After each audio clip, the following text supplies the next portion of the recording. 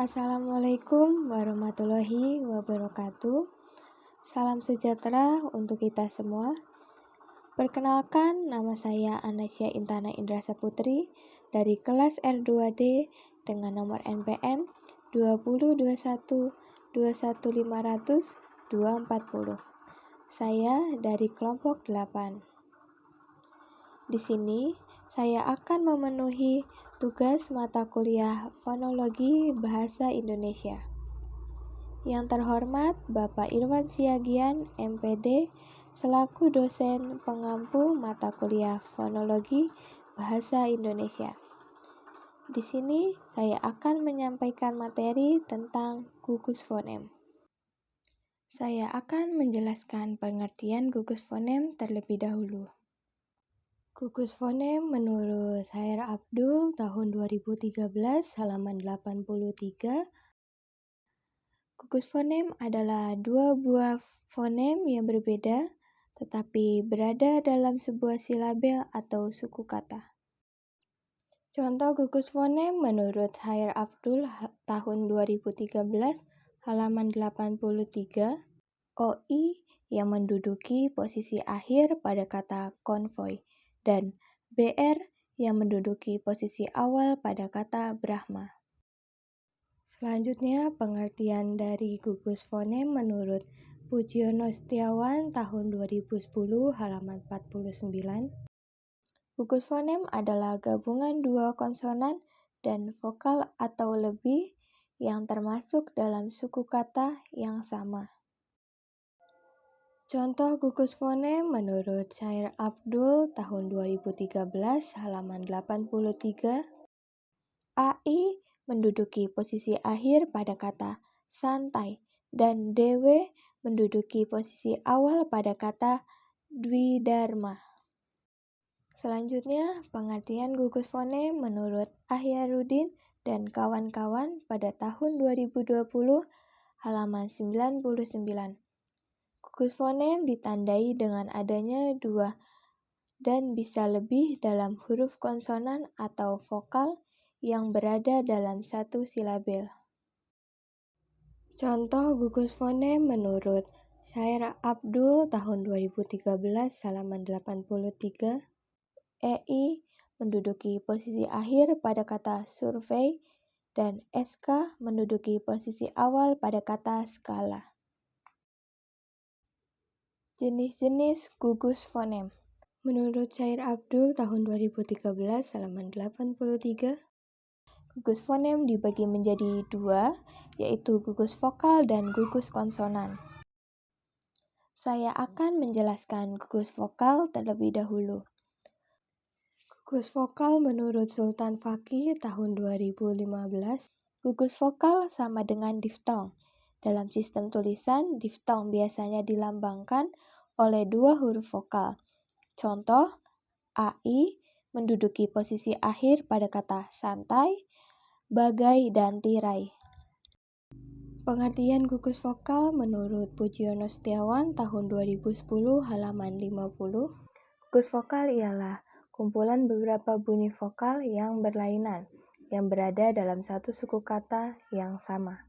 Contoh, menduduki posisi akhir pada kata pulau dan bakau, dan menduduki posisi awal pada kata aula. Pengertian gugus vokal menurut Sair Abdul tahun 2013 halaman 83.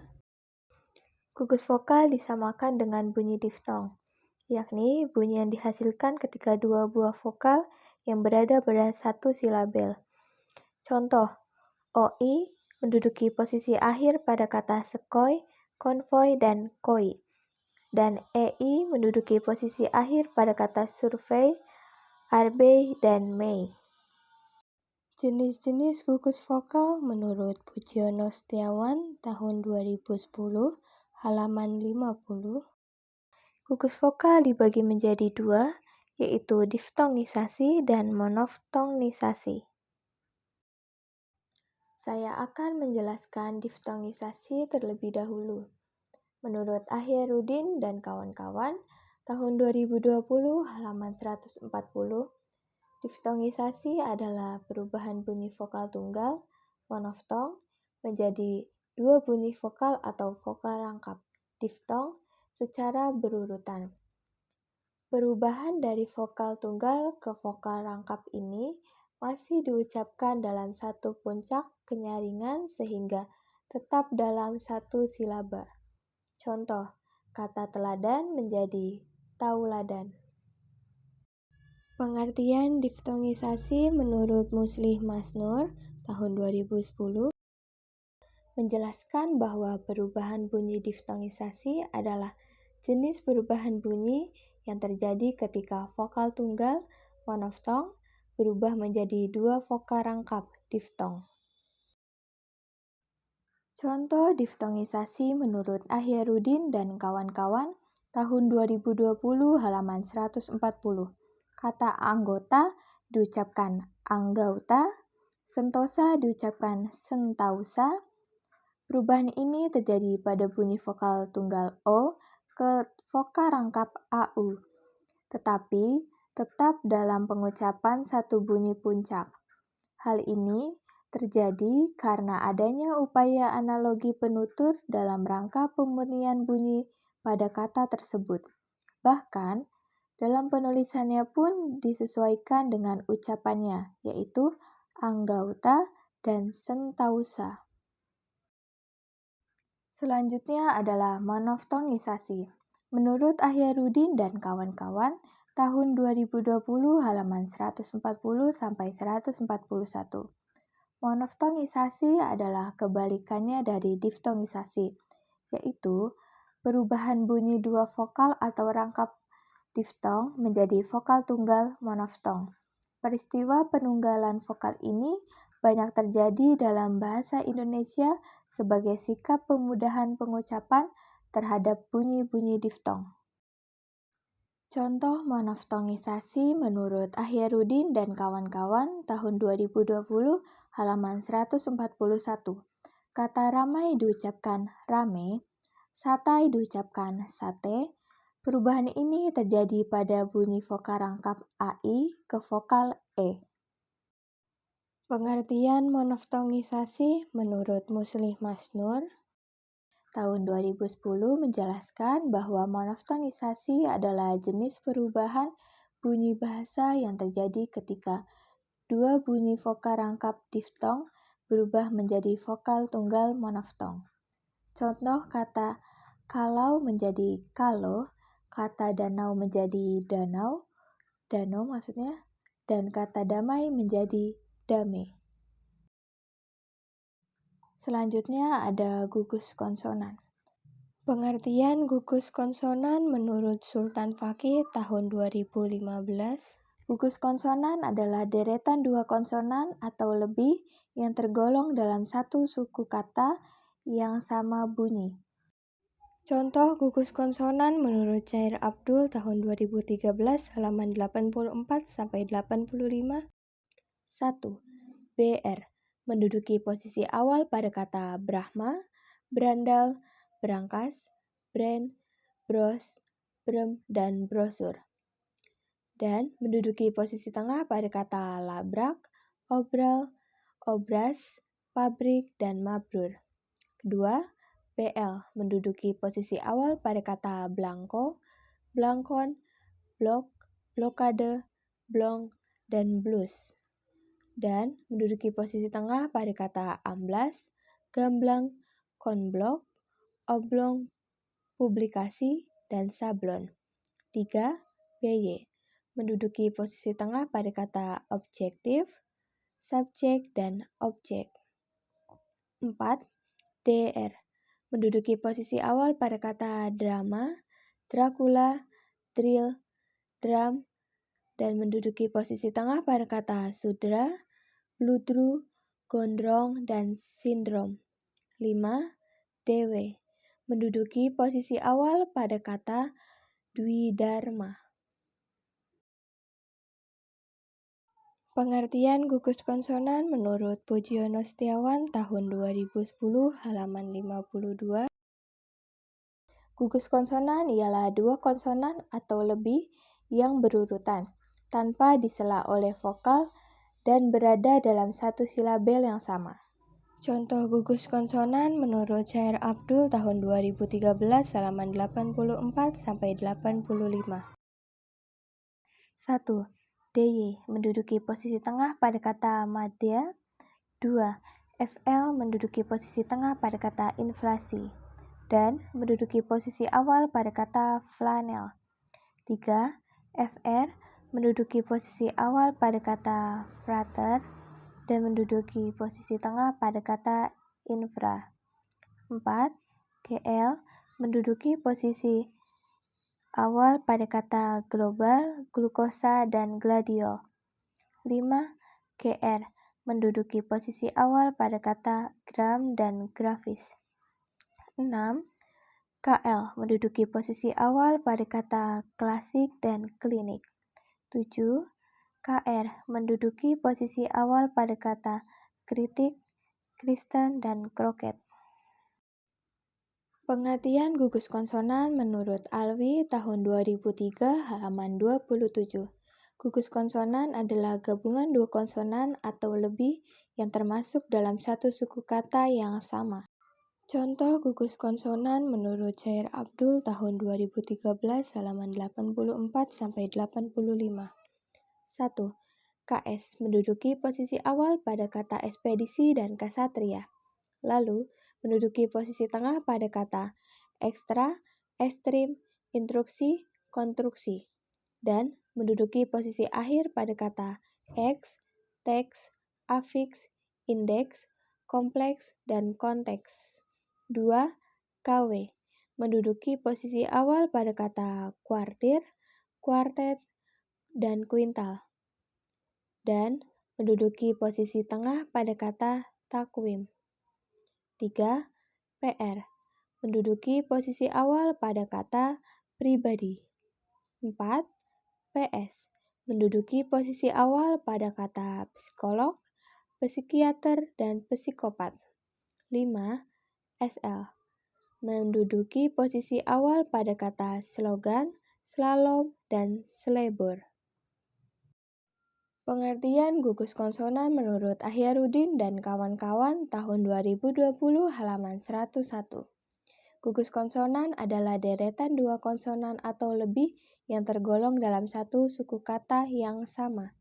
Dalam bahasa, cukup banyak kata yang memiliki dua konsonan berdampingan, tetapi belum tentu deretan itu merupakan gugus konsonan. Gugus konsonan termasuk di dalam suku kata yang sama.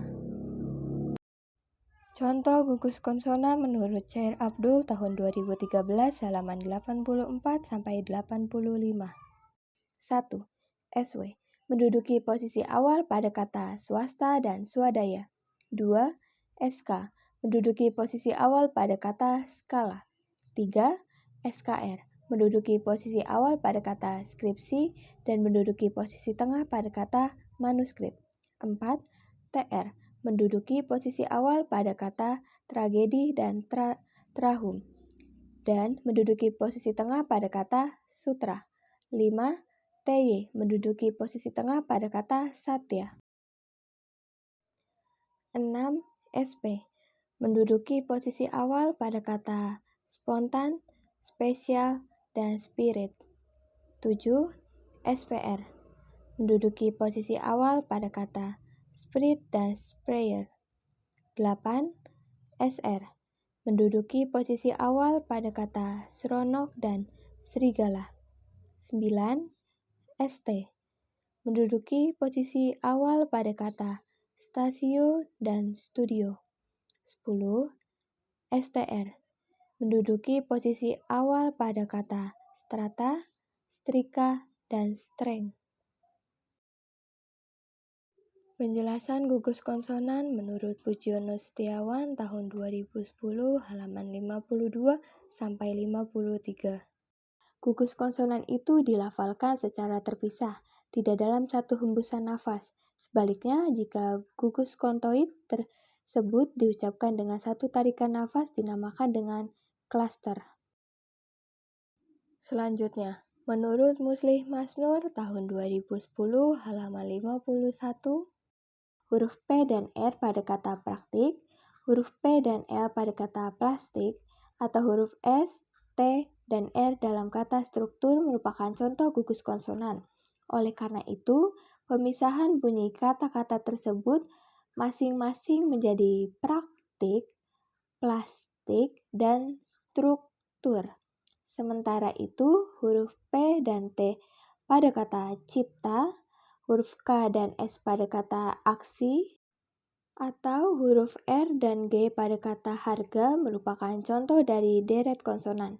Dengan demikian, pemisahan bunyi kata-kata itu menjadi cipta, aksi, dan harga. Jenis-jenis gugus konsonan menurut Pujiono Setiawan tahun 2010 halaman 56. Gugus konsonan dibagi menjadi dua, yaitu gugus konsonan pravokalik dan gugus konsonan posvokalik. Saya akan menjelaskan pravokalik terlebih dahulu. Menurut Pujiono Setiawan tahun 2010 halaman 56, gugus konsonan pravokalik yaitu gugus konsonan yang berada sebelum bunyi vokal. Contoh KKV pada tradisi. Selanjutnya KKVK pada prasmanan. Ketiga, KKKV pada strategis. Yang terakhir, KKKVK pada stres. Berikutnya adalah gugus konsonan posvokalik. Menurut Pujiono Setiawan tahun 2010 halaman 56, gugus konsonan posvokalik yaitu gugus konsonan yang berada sesudah bunyi vokal. Contoh, VKK pada raport. Yang kedua ada KKVKK pada transport. Menurut Yudhistira tahun 2021, apa itu KKV, KKVK, dan sebagainya? Rumus-rumus seperti KKV, KKVK, dan sebagainya disebut sebagai fonotaktik atau struktur fonemis dalam memetakan pola pembentukan silabel dan kata dalam bahasa Indonesia berdasarkan urutan vokal dan konsonannya. Fonotaktik didefinisikan sebagai urutan fonem yang dimungkinkan dalam suatu bahasa. Dan petunjuk dari fonotaktik yaitu V sebagai vokal dan K sebagai konsonan. Contohnya, V, ayam, dan buaya. Kedua, VK, istri dan asbak. Ketiga, KV, muda dan lokal. Mengenai gugus konsonan. Menurut Chair Abdul tahun 2013 halaman 95. 1. Semua gugus konsonan dapat menduduki posisi awal kecuali gugus BY yang tidak dapat. 2. Posisi tengah dapat diduduki oleh gugus BL, DR, DY, FL, GL, KS, KW, PR, SKR, dan TR yang tidak dapat. 3. Satu-satunya gugus yang dapat menduduki posisi akhir adalah KS. 4. PR, BR, SR, DR, TR, dan PL adalah fonem yang dapat terjadi dalam bahasa Indonesia. 5. Bahasa Indonesia tidak memiliki fonem PF, PFR, TS, dan TSV. Urutan seperti ini ada dalam bahasa Jerman. Hal yang harus diketahui tentang gugus fonem. Menurut Ahyarudin dan kawan-kawan tahun 2020 halaman 102. 1. Memahami struktur suku kata. 2. Memahami gugus konsonan dan gugus vokal. 3. Memahami cara pemenggalan kata. 4. Menggali informasi tentang struktur cara pemenggalan kata. 5. Membangun argumen tentang struktur kata dan gugus konsonan serta gugus vokal dalam bahasa Indonesia. 6. Membuat rangkuman hasil gugus konsonan dan gugus vokal dalam bahasa Indonesia. 7. Membuat tugas dan proyek belajar. Perbedaan gugus fonem dan deret fonem. Menurut Yudhistira tahun 2021, deret fonem itu dua buah fonem berbeda yang letaknya berdampingan, tetapi berada dalam silabel yang berbeda. Contoh, AO menduduki posisi tengah pada kata kaos dan RN menduduki posisi tengah pada kata sirna. Jika gugus konsonan adalah dua buah fonem berbeda yang berada di dalam silabel atau suku kata yang sama. Contoh, AI menduduki posisi akhir pada kata tirai, dan GL menduduki posisi awal pada kata global. Perbedaan gugus konsonan dan deret konsonan.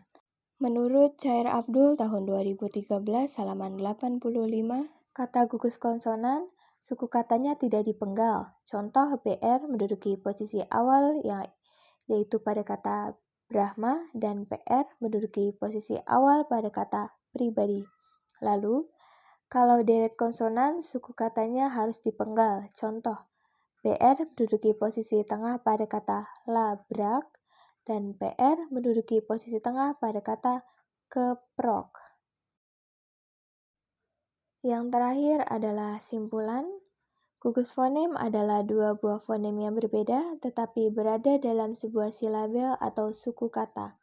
Tentu saja, gugus fonem dapat menjadi ciri pembeda pada setiap bahasa. Faktor fonologis ini dapat menjadi bahan pertimbangan, pemadanan, dan pemendekan sebuah kata. Lebih dari itu, gugus dan deret fonem berkaitan dengan fonotaktik, yakni urutan fonem yang dimungkinkan dalam suatu bahasa. Dari pola fonotaktik, kita bisa mendalami ciri fonologis kata-kata dalam bahasa Indonesia secara lebih mendalam. Berikut daftar pustakanya. Baik, sekian dari saya. Terima kasih dan mohon maaf apabila ada salah-salah kata. Saya akhiri. Wassalamualaikum warahmatullahi wabarakatuh.